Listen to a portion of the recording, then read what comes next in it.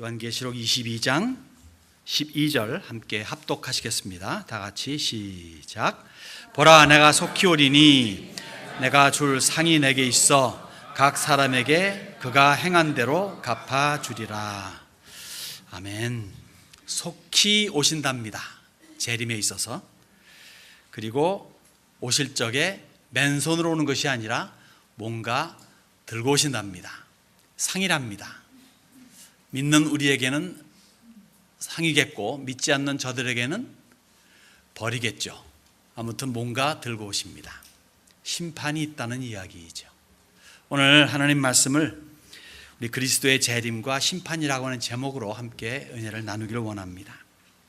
재림, 여러분 모든 성도들은요 재림을 기대합니다. 아멘이 없네요. 재림이요? 오시는 건 알지만은 먹고 살기 바쁜데요 라고 할 적에 정말 자기의 신앙을 한번 살펴봐야 됩니다. 모든 성도는 재림을 기대하고 그리고 나름 사모합니다. 시대와 환경에 따라 가지고 좀 느슨해질 수 있고 또 그렇죠. 우리가 사는 우리 사회는 이러한 사회이기 때문에 설명이 필요 없죠. 그리스도의 재림에 대한 간절함이 약할 수밖에 없습니다. 그런데 정말 어렵고 힘든 곳에서는 학수고대합니다.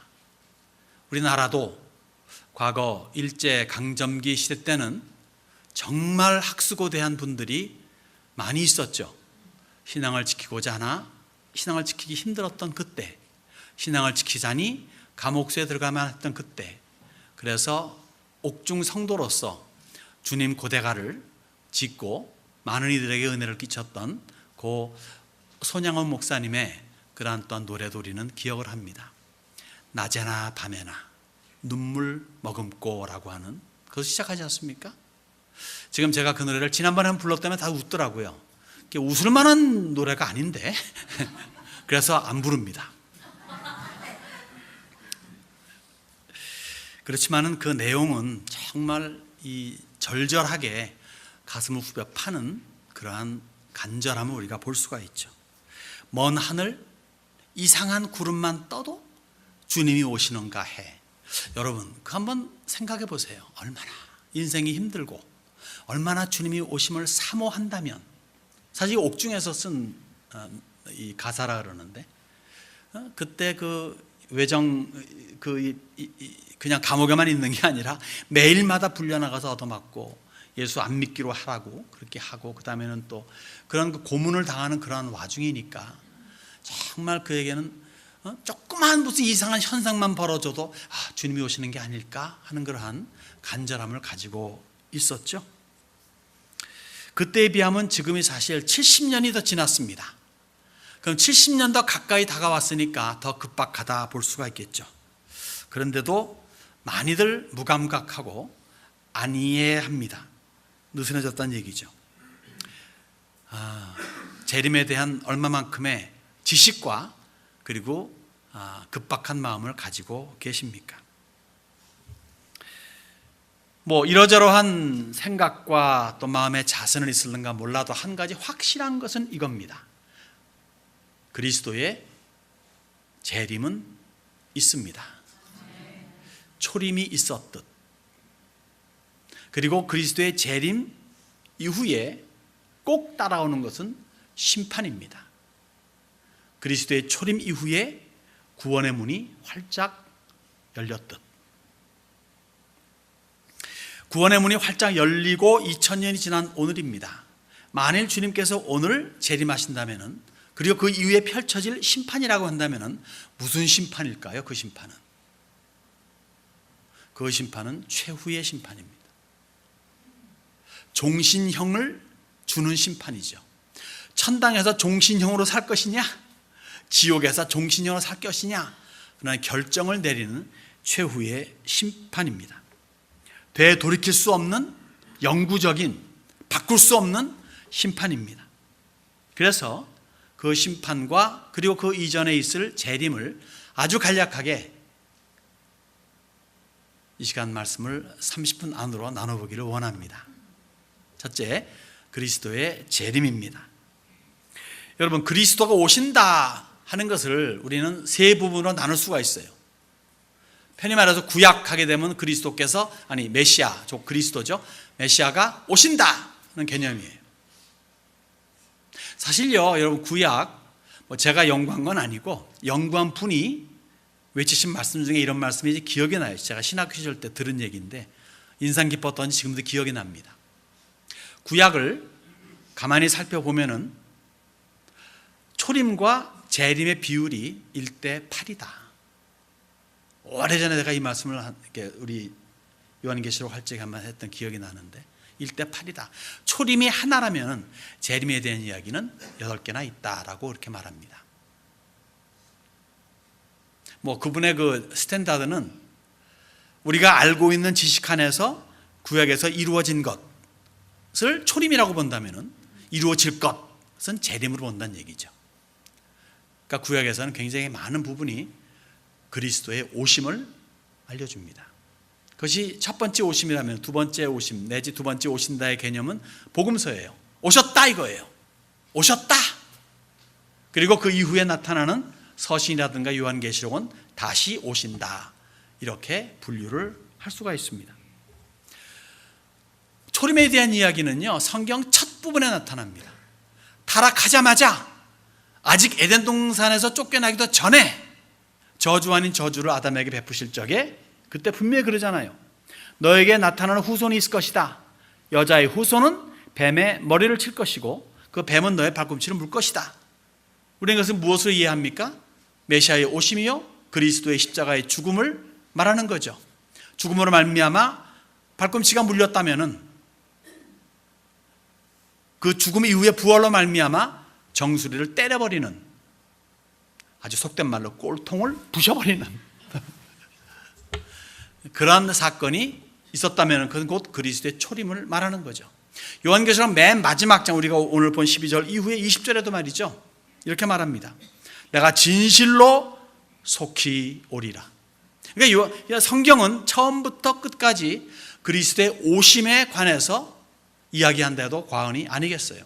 그러니까 우리가 그 성경을 볼 적에 그리스도 혹은 메시아의 오심, 초림이든 재림이든 오심을 저희가 마음속에 두고 읽는다면 훨씬 더 이해가 좋지 않겠나 보죠. 그러면 그리스도께서 재림하실 적에 어떻게 재림하십니까? 그리스도의 재림은 아무도 모르게 재림하는 게 아닙니다. 그리스도의 재림은 초림 때 같이 초라하게 오시는 재림이 아닙니다. 그리스도의 재림은 대단한 재림입니다. 바울 사도는 예수님께서 이렇게 친히 말씀하십니다. 그때에 땅의 모든 족속들이 통곡하며, 왜 통곡할까요? 그제야 깨닫는 거죠. 이젠 죽었다 이겁니다. 통곡하며 그들이 인자가 구름을 타고 능력과 큰 영광으로 오는 것을 보리라. 그가 큰 나팔 소리와 함께 천사들을 보내리니, 천사들을 보냅니다. 그들이 그의 택하신 자들을 하늘 이 끝에서 저 끝까지 사방에서 모으리라. 주님이 오실 적에 대동하는 천사들이 있지 않습니까? 얼마큼 올 것 같아요? 성경은요, 모든 천사들을 대동하고 온다고 말합니다. 인자가 자기 영광으로 모든 천사와 함께 올 때에 자기 영광의 보좌에 앉으리니 모든 민족을 그 앞에 모으고, 그러면서 쭉 지나가면서 양은 그 오른편에 염소는 왼편에 두리라. 왜 모든 천사들을 대동? 여러분, 천사의 숫자가 몇 명 되는지 아세요? 제 생각입니다. 엄청 많아요. 어쨌든 근데 사도행전에 보게 되면은 그들이 한 말이니까 일수도 아닐 수도 있겠으나 분명히 이제 베드로가 풀려나고 로데라고 하는 그런 계집아이가 베드로가 왔습니다라고 하고 문을 딱딱 두르고 할 적에 거기서 안 믿으면서 뭐라면, 야, 그의 천사가 왔나 보다, 그렇게 말하지 않습니까? 그것이 만일 사실이라면은 모든 성도들에게 한 천사가 이렇게 어사인되어 있다라고 가정한다면 몇 명 될까요? 과거와 현재와 미래 모든 인류들 엄청나게 많은 숫자가 아니겠습니까? 그 수를 셀 수 없는, 요한계시록에 그 수를 셀 수 없는 천사들의 무리가 여호와를 찬양하며 이르되, 이런 말씀도 있어요. 기가 막히게 많은 숫자의 천사들을 대동하고 이 땅에 강림하시는 겁니다. 한 명의 천사가 당시 최고의 군대인 18만 5천 명의 아수르 군대를 죽였는데, 그러한 천사들이 한 명도 두 명도 10명도 100명도 1000명도 10,000명도 아니고 억을 이루는 그런 숫자들이 한꺼번에 몰려드는 겁니다. 왜 그렇게 대동하고 오실까요? 아마도 성도들의 마음을 시원하게 해주고 신원하여 주시기 위한 면도 있겠으나, 또 하나님께서 오늘 우리를 통해서 구원의 방법을 펼치듯이 천사들을 통해서 마귀와 그의 추종자들, 타락한 천사들을 붙잡아 옥에 가두고, 또한 악인들을 선인 가운데서 솎아내고 선인들을 모아서 한 곳에 모아서 천당으로 인도하는 그러한 그 방법을, 그러한 이 길을 만들고 등등, 이러한 일을 하기 위해서 양과 염소를 나누는 큰 사역을 하기 위해서 천사들을 대동하고 오시는 것이라 생각이 듭니다. 이렇게 재림하시는 주님은 언제 오실까요? 본문에 분명히 말하죠. 속히 오겠다고. 속히 오십니다. 그런데 우리 생각에 속히는 속히인데 왜 속히가 아닐까요? 2000년이 속힐까요? 그래서 우리는 보통 이렇게 말합니다. 아유, 주님께는 하루가 1000년 같고 1000년이 하루 같다. 그러니까 비록 2000년 지났지만 우리 주님께 이틀밖에 안 돼. 이틀도 속히는 아니거든요. 어떤 사람에게 있어서는. 이 속히라고 하는 단어, 히브리어, 이 타흐라는, 제가 발음 못합니다. 여기서 나오는 거. 이 속히라는 그 히브리 원어는요, 이 빨리라고 하는 의미가 있고, 또 한 가지는 급히라는 의미가 있어요. 그러니까 급작스럽게, 갑자기, 그러니까 suddenly 하게 오는, 생각지 않은 때에 갑자기 임하는 그런 의미도 포함되어 있습니다. 그렇기 때문에 내가 속히 오리라 할 적에는 빨리 오겠다라는 개념도 있으나, 급작스럽게 예상치 않은 시간에 온다라는 개념도 있는 거예요. 사실 이러한 내용은요, 예수님께서 주신 비유나 예화 가운데서 많이들 녹아져 있습니다. 이렇게 마태복음은 말하죠. 생각하지 않은 날, 알지 못하는 시각에 그 종의 주인이 이르러라고 말합니다. 게으른 종들을 혼내는 그런 장면 가운데 이런 것이 있죠. 많은 사람들이 예상치 않은 시간입니다. 또 너희는 스스로 조심하라. 그렇지 않으면 방탕함과 술 취함과 생활의 염려로 마음이 둔하여지고 뜻밖의 그날이 덕과 같이 너희에게 임하리라. 이날은 지구상에 거하는 모든 사람에게 임하리라. 이 땅에 거하는 모든 사람에게 우리 그리스도의 재림은 임한다는 거죠. 그런데 이 세상의 염려로 말미암아 마음이 둔하여지거나, 여기서 말하는 방탕함, 술 취함, 나야 방탕하지 않죠, 나야 술 취하지 않죠, 하지만 생활의 염려로 말미암아 마음이 둔해질 수도 있는 거예요. 매일매일의 일상생활 속에서 채이다 보면은 하나님의 존재는 점점 약해지고 사라져가고 멀어집니다. 그럴 적에 그러한 사람들에게 갑작스럽게 임할 수 있다는 거죠. 왜? 생각하지 않으니까. 성경에 분명히 이렇게 저렇게 다 징조로 보여주고 알려주고 있지만은 그 신경을 안 쓰니까, 안 쓰다 보니까 어느 시에 갑작스럽게 임한다는 것을 그래서 알려주는 거죠. 그래서 이렇게 명하십니다. 이러므로 너희는 장차 올 모든 일을 능히 피하고 인자 앞에 서도록 항상 기도하며 깨어 있으라. 항상 기도하며 깨어 있으라. 그걸 우리 식대로 말하면 정신 차리라는 거예요. 정신 차려 하는 말입니다. 이 세상에 아니면은 이거저거 이유 때문에 정신 팔지 말라는 거예요. 항상 그리스도의 오심을 기억하고 정신 차려서 믿음의 생활을 하라는 겁니다. 한 가지 짚고 넘어가겠습니다. 지구상에 거하는 모든 사람에게는 그리스도의 재림이 아닌 밤중에 홍두깨 격으로 급작스럽게 임하지만 참 성도의 집합체인 교회에는 그렇게 임하지 않는다는 거예요. 참 성도의 집합체인 교회입니다. 교회라고 해서 다 참 성도의 집합체는 아닌 걸로 압니다. 참 성도들이 있는 주님의 교회는 그렇게 도적같이 맞지 않는다고 말씀해 주십니다. 이렇게 성경이 말합니다. 바울 사도가 말하기를 형제들아 때와 시기에 관하여는 너희에게 쓸 것이 없으면 주의 날이 밤에 도둑같이 이룰 줄을 너희 자신이 자세히 알미라. 밤에 도둑같이 임한다는 것을 안다는 거예요. 아, 밤에 임하는구나. 세상의 밤이구나. 세상의 밤이 뭡니까? 영적으로 매우 어두운 때 임한다는 것을 안다는 거예요. 성도들은. 그들이, 세상 사람들이 평안하다 안전하다 할 그때에 임신한 여자에게 해산의 고통이 이룬 것 같이 멸망이 갑자기 그들에게 이르리니 결코 피하지 못하리라. 형제들아 너희는 어둠에 있지 아니하매 그 날이 도둑같이 너희에게 임하지 못하리니 너희는 다 빛의 아들이요 낮의 아들이라. 우리가 밤이나 어둠에 속하지 아니하나니 그러므로 우리는 다른 이들과 같이 자지 말고 오직 깨어 정신을 차릴지라. 깨어있는 자가 낮에 속한 사람입니다. 낮에도 자는 사람들은 깨어있는 사람이 아니고 낮에 속한 사람이 아니라 이거예요. 그리스도인들은 다 낮에 속한 사람이요 빛의 자녀들인데 자고 있으면 밤이죠. 그러한 여러분들이 한 분도 없기를 바랍니다. 정신 차리자는 얘기예요. 저희 형님이 군대를 제대하자마자 미국에 와가지고 이제 그때 이제 다른 거 기억이 안 나는데 딱 한 가지 기억나요. 무슨 뭐 하다가 이제 멍청해지면요 저한테 가끔 농담으로 하는 말이 귀가는 정신이 나태하오. 그럼 이런 식으로 정신이 나태하다 아마 군대에서 그런 말로 표현했던 모양이죠.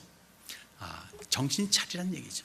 모든 일에 정신 차리라. 특히 신앙하는 일에 정신 차리라는 겁니다. 정확한 날짜 압니까? 모릅니다. 추측은 할 수 있죠. 임신한 여인이 나요 몇 월 며칠에 낳기로 그래 되어 있어요.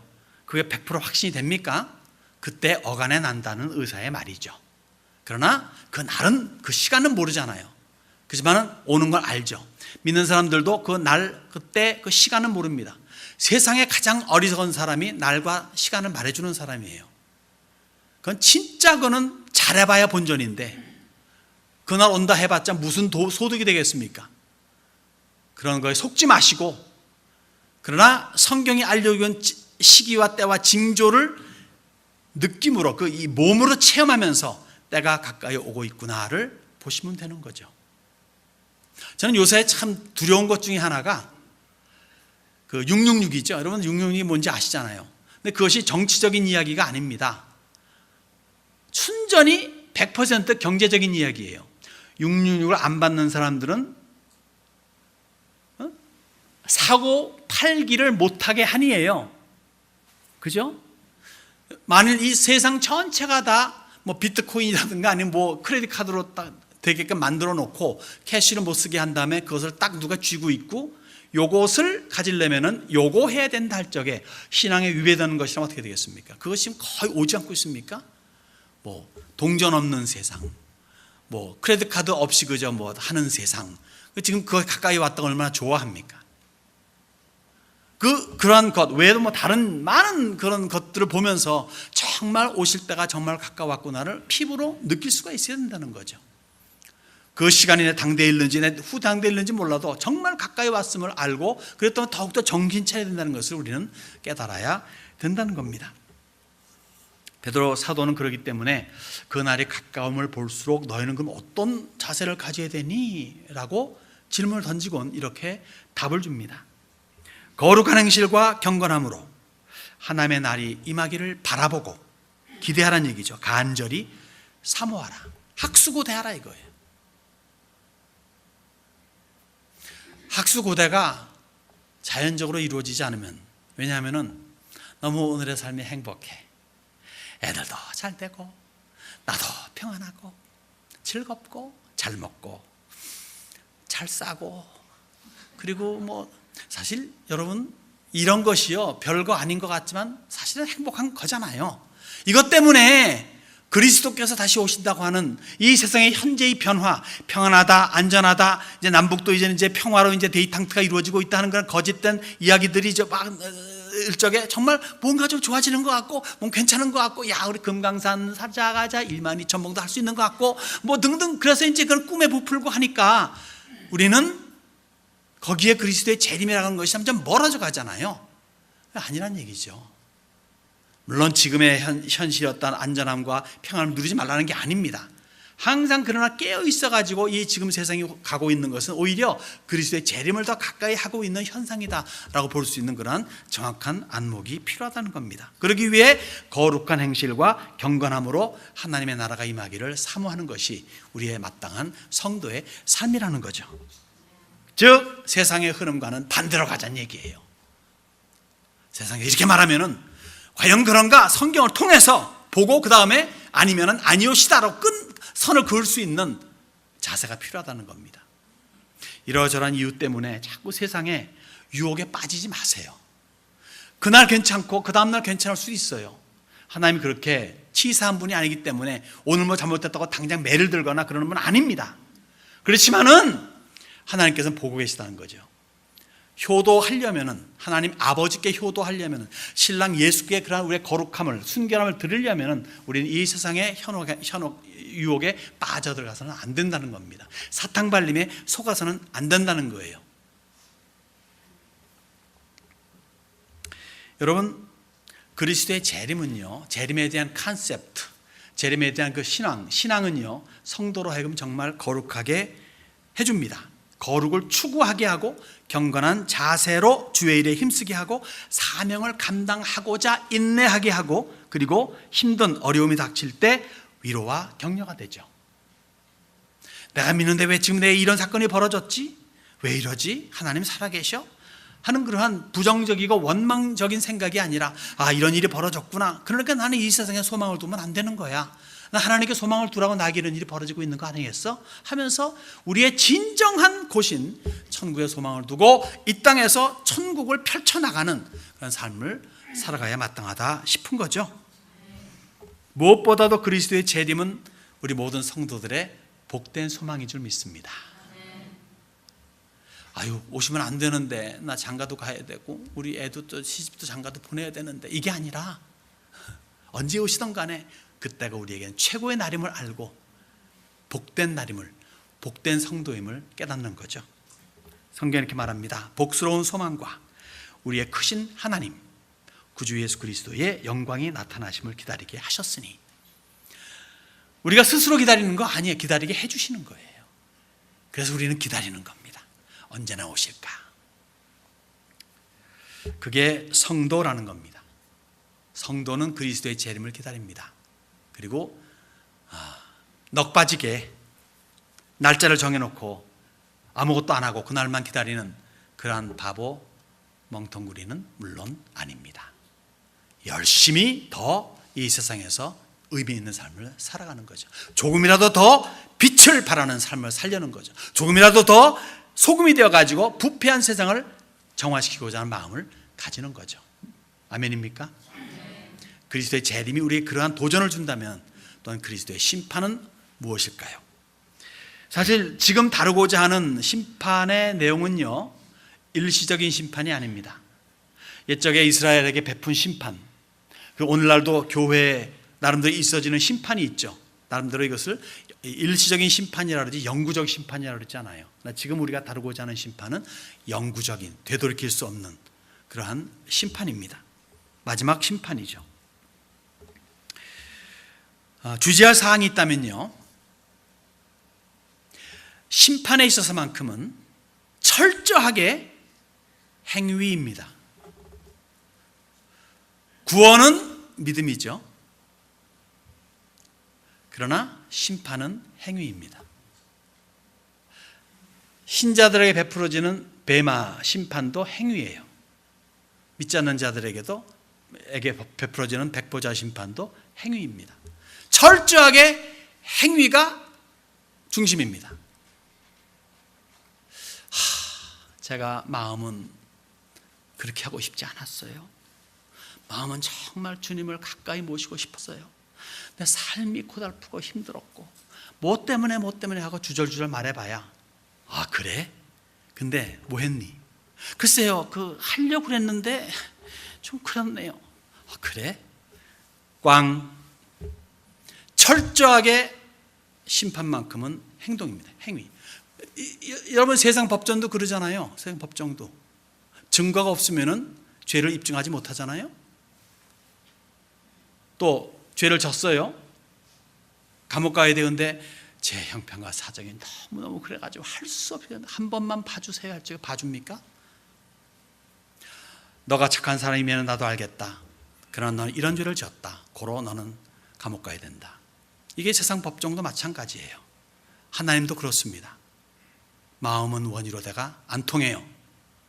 뭐 했니? 이거예요. 뭐 했니? 심는 대로 거둔다는 법칙입니다. 예수님께서 이렇게 말씀하십니다. 스스로 속이지 말라. 하나님은 업신여김을 받지 아니하나니 사람이 무엇으로 심든지 그대로 거두리라. 하나님 앞에서 핑계대는 거 업신여긴다는 이야기예요. 자기의 육체를 위하여 심는 자는 육체로부터 썩어질 것을 거두고 성령을 위하여 심는 자는 성령으로부터 영생을 거두리라. 성품이 이 사람 참 고와 착해, 이거의 관건이 아니라는 겁니다. 너무도 많은 사람들이 나 죽으면 천당 가겠지? 내가 다른 사람한테 악한 일 안 저지르고 내 나름대로 착하게 살았으니까 나 천당 가겠지? 여러분 아니에요. 뭐 했니예요. 뭐 했니? 아무리 착하고 아무리 마음이 고와도 자기를 위해 살았으면은, 여러분 자기의 자녀를 위해 일생을 헌신하고 자기의 남편을 위해 애쓰고 자기 아내를 위해서 애썼다 할지라도 그건 다 자기를 위한 겁니다. 아시겠어요? 그렇게 살았다면은 그것은 자기로 끝나는 겁니다. 육체로 심은 자는 육체로 끝나요. 성령을 심는 자는 성령으로 영생을 얻는다 그러잖아요. 성령으로 살라는 얘기죠. 그러니까 불신자들이 성령으로 살겠습니까? 성령도 모르는데 어떻게 성령으로 살아요? 못 살죠. 그러니까 그들은 다 100% 꽝이에요. 믿는 사람도 어떻게 합니까? 100% 땡이라고 말하기 힘들죠. 믿는 자들 가운데서 자기를 위해 사는 사람이 한둘입니까? 여러분 성령으로 살아야 거기에 상이 있다는 겁니다. 성령으로 살아야 성령으로 인해서 영생을 거둔다는 겁니다. 그래서 고린도서에 보게 되면은 제가 몇 번 언급했지만은 육체로 사는 사람들, 그들이 얻는 결과는 뭐냐? 그러니까 믿지만 육체로 산 사람들의 결과는 뭐냐? 그러면 불 가운데서 구원을 얻은 것과 방불하다. 그래서 저는 약간 좀 자극적으로 말씀드리면은 목욕탕에서 목강하고 있는데 3층에서 목욕하고 있는데 불이 났어요. 도망 나와! 살아야 돼! 옷 입을 겨를이 어디 있습니까? 그 모습을 상상해 보십시오. 3층에서 뛰어내렸어요. 부상을 입었지만 죽진 않고 살았습니다. 그런 상태로 생각해 보십시오. 창피해서 불 가운데 막 3층에서 뛰어내리기 힘들어가지고 막 헤쳐나갔습니다. 그냥 화염에 그냥 재에 온몸이 시꺼매졌습니다. 그런 상태로 영원히 천국에 있다고 생각해 보십시오. 그 실체가 개털 모자 쓰고 천당 간다는 내용이에요. 그게 그렇게 구원받으면 안 되지 않겠습니까? 저는 사실 몰라요. 정말 모르겠습니다. 그렇게 하다 구원받으면 되지 않겠습니까? 저도 할 말은 없어요. 맞아, 지옥 가는 것보다는 1000만 배 낫지. 근데 그렇게 영원히 천국에서 산다. 성경에 써 있으니까. 그러니까 지옥 가는 것보다는 1000만 배 난데 그런 식으로 천당에서 사는 것이 뭘까 하는 것에 대해서는 저는 그 함수 관계 잘 모르겠습니다. 어쨌든 간에 안 좋을 것 같아요. 천국은 어느 곳이든 극락의 장소, 최고의 장소이기 때문에 할 말은 없지만 어쨌든 간에 그렇게 성경에 말하니까 거기에다 함수 관계인지 아직 모르겠어요. 계산이 안 나와요. 나 그렇게는 살지 말아야 된다는 얘기죠. 그러한 구원보다는 상급받는 구원이 낫다는 겁니다. 자,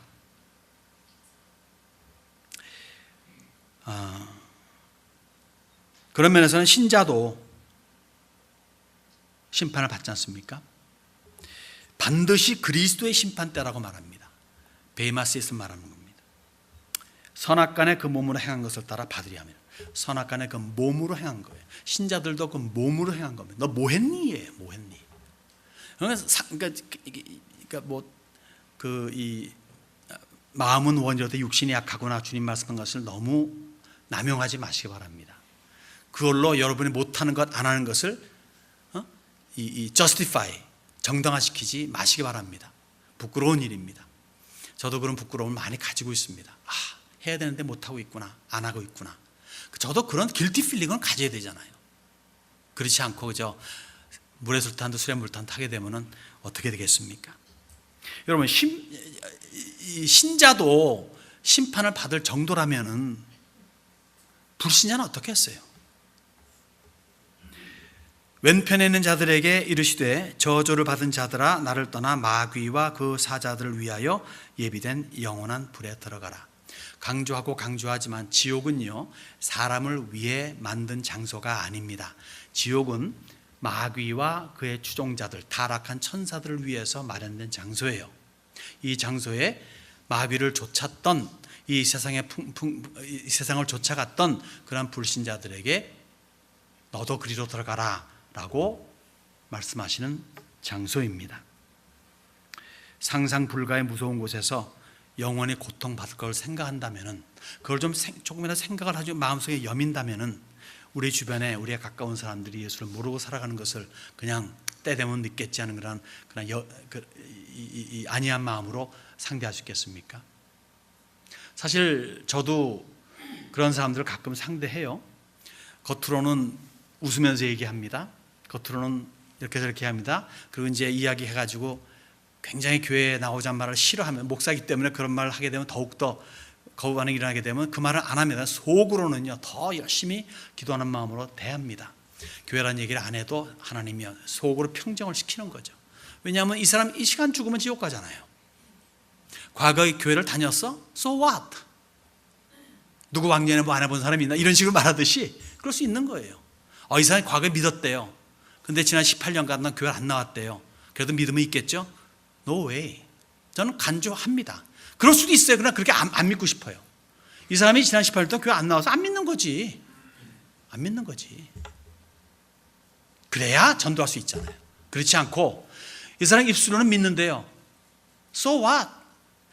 마귀도 믿고 떠느니라. 마귀도 믿어요. 하나님 존재에 대해서는. 마귀 천당 갑니까? 안 가잖아요. 그러한 곳에 가지 않게끔 애쓰는 우리가 되지 않을까요? 그럼 최후의 심판 누가 합니까? 최후의 심판은 말씀드렸듯이 예수님께서 하십니다. 이렇게 말씀하십니다. 아버지께서 아무도 심판하지 아니하시고 심판을 다 아들에게 맡기셨으니. 신자나 불신자나 대심판주는 그리스도 예수시죠. 사실 예수님께서 심판주로서 아주 가장 합당하신 분이죠. 왜? 그는 예수님께서 사람이셨잖아요. 사람을 아시잖아요. 그러니까. 그리고 사람의 죄를 도말하시기 위해서 죽으셨잖아요. 그리고 성공적으로 도말시켰잖아요. 그리스도 안에서는 다 도말됐잖아요. 그리고 믿는 사람들을 위해서 부활하셨잖아요. 그래서 믿는 사람들은 의인이 되는 거예요. 부활 때문에. 그래서 하나님으로서 사람으로서 심판하심에 전혀 손색이 없는 분이죠. 이게 얼마나 다행입니까? 심판을 행위라 그랬죠. 믿는 사람들 행위입니다. 여러분의 행위 가지고 천당 가요? 못 가요. 불신자와 마찬가지예요. 못 가요. 근데 우리는 뭐 때문에 갑니까? 알고 봤더니 우리는 다 낙하산이라 이거죠. 예수의 백으로 가는 겁니다. 예수께서 심어주셨기 때문에 너 가자! 그래서 가는 겁니다. 얼마나 다행입니까? 행위로는 천당 갈 사람이 아무도 없는데 예수 백으로 갈 수 있으니까. 예수를 믿는 믿음. 진실로 진실로 너희에게 이르노니 믿는 자는 영생을 가졌나니. 믿는 자는 영생을 가졌다 라고 과거형으로 쓰고 있는 겁니다. 그래서 다시 한번 말씀드립니다. 행위로 천국 갈 자는 아무도 없습니다.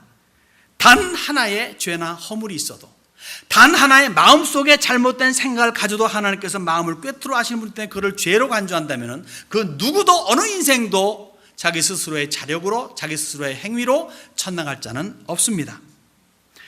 그런데 예수님께서는 십자가에서 모든 인류, 나만이 아니라 과거, 현재, 미래 모든 인류의 죄를 다 도말하셨어요. 그리고 100% 탕감, forgiven, 100%. 그래서 예수님을 통해서 가게 되면은 사람의 죄를 볼 수가 없는 거예요. 하나님께서 눈 뜨고 너 왔냐? 너 죄 있냐? 없어요.